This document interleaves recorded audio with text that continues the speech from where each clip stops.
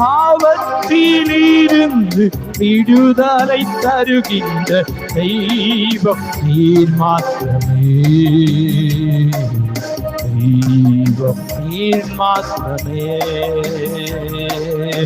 ஆராதனைக்கு தகுதியான தெய்வம் இயேசு நீர் மாத்திரமே. ஆராதனைக்கு தகுதியான தெய்வம் இயேசு நீர் மாத்திரமே. சொன்ன சொல் தவறாத நம்பிக்கைக்கு உரியவர் இயேசு நீர் மாத்திரமே.